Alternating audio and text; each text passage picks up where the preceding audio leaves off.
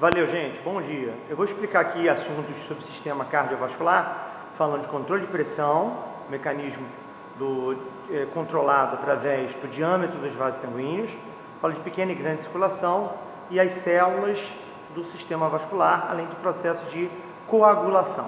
Vamos lá. Quando você passa por uma situação de estresse, você ativa o sistema nervoso, chamado de sistema nervoso autônomo simpático, que aciona a liberação de adrenalina, que é um hormônio estimulador do sistema cardíaco, aumentando a atividade cardíaca. Todo mundo sabe que a adrenalina está relacionada à atividade de estresse e de medo. Beleza.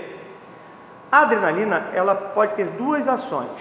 Uma, a adrenalina, ela pode ativar a vasoconstrição, principalmente no aspecto do sedentarismo, reduzindo o calibre do vaso sanguíneo, dificultando a passagem de sangue, que é chamado de aumento da resistência vascular. Esse aumento da resistência vascular, que é essa vasoconstrição, ele faz com que o coração trabalhe mais, fazendo mais força, aumentando a pressão arterial.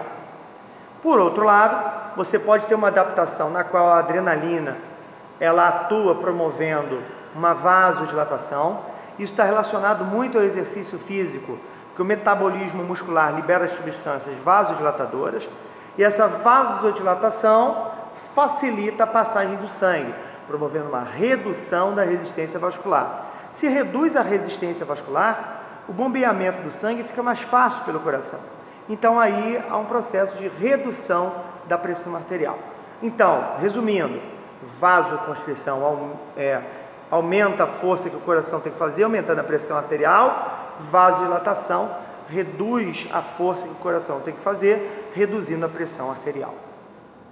O próximo assunto é sobre pequena e grande circulação.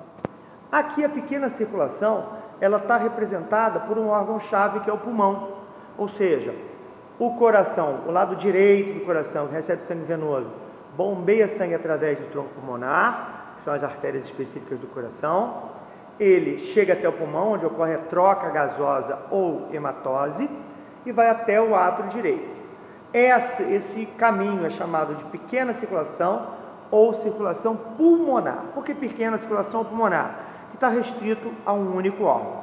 Já quando ele chega no ventrículo esquerdo, bombeia através da aorta, vai para o corpo. Então é chamado de grande circulação ou circulação sistêmica, que vai mandar sangue para todos os sistemas. Sistema renal, muscular, sistema nervoso, todos os outros sistemas que não o sistema respiratório. Ele passa pelos capilares. Os capilares são vasos sanguíneos responsáveis por passar os nutrientes para as células e as excretas, as substâncias que não necessárias voltam para a circulação, através dos capilares. Volta pelo sistema venoso, pela veia cava, retornando ao coração, fechando aqui a grande circulação. Beleza. No sistema vascular, lembrando, as artérias, a vasoconstrição e a vasodilatação controlam a pressão arterial. Mas eu vou ter células que vão ser responsáveis por ter funções muito importantes. Primeira célula seria a hemácia ou glóbulo vermelho. É uma célula sem núcleo que tem a função de doar oxigênio para os tecidos e capturar o gás carbônico produzido. Para que serve o oxigênio? Produção de energia nas células. Logo, aqui eu coloquei, se a pessoa tem anemia, que é a redução de hemácias, o principal sinal que ela tem é uma fadiga, é um cansaço, tá certo? Então, às vezes, quando o paciente chega no médico muito cansado, com fadiga, a primeira coisa que se faz é um exame de sangue para ver se o número de hemácias está correto. Se estiver baixo, eu tenho a anemia. Os glóbulos brancos, nós temos diferentes células representativas dos glóbulos brancos. Eu coloquei aqui só o neutrófilo, que é um glóbulo branco que migra para locais de infecção. Quando ele passa através da parede do vaso sanguíneo, por espaços que tem entre as células que formam a parede do vaso sanguíneo, esse processo é chamado de diapedese. Essa célula vai para os locais de infecção para ajudar destruindo as células invasoras. Um processo de fagocitose, que é a digestão desses micro-organismos. Beleza. Quando eu tenho uma redução dos glóbulos brancos, desses neutrófilos, é porque eu tenho uma deficiência imunológica. Se eu tenho um aumento desses glóbulos brancos, está relacionado ao processo de infecção. Quando os vasos sanguíneos têm uma ruptura por algum acidente vascular, o que vai acontecer? A primeira coisa é a chegada de fragmentos de células, não são células inteiras, que formam um tampão plaquetário, são as plaquetas, tá certo? Formam uma tampa que impede a saída de sangue. É claro que doenças relacionadas à falta de plaqueta é a dengue hemorrágica.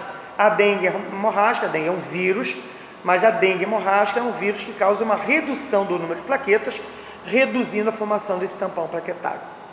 Em seguida, essa plaqueta, ela auxilia para formar o coágulo, mas o coágulo é feito por proteínas específicas, que são proteínas de coagulação, que vão formando uma rede, um coágulo, que vão fazendo com que o sangue ele não extravase até que haja uma reconstrução dessa parede, desse vaso sanguíneo.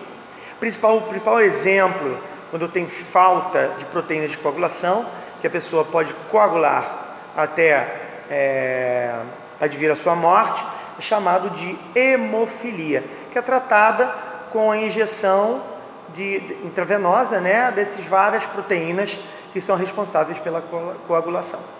Lembro o seguinte, o nosso coração, voltando aqui ao assunto de coração, ele tem um lado direito, coloquei aqui a veia cava, o átrio e o ventrículo direito, que manda sangue através do tronco pulmonar. Eu tenho o lado esquerdo, o átrio esquerdo, o ventrículo esquerdo, manda sangue pela aorta para o corpo. Só que é o seguinte, o sangue que está dentro do coração, sendo bombeado, ele não vai nutrir o coração. Quem nutre o coração são artérias chamadas de coronárias, que elas se originam aqui na base da aorta. Eu tenho um ramo que vem aqui principalmente para o lado esquerdo do coração, e eu tenho aqui um ramo que vai principalmente para o lado direito do coração. Melhor, para o lado esquerdo do coração, essa região frontal, e essa outra coronária que vem aqui por trás, a região posterior, e ambos os lados do coração. Essas artérias, elas são chamadas de coronárias. Se elas tiverem uma interrupção, por exemplo, quando eu tenho um coágulo ou uma placa de gordura que se solta, ela interrompe o fluxo de sangue, ou reduz. Essa obstrução é chamada de isquemia cardíaca, tá certo?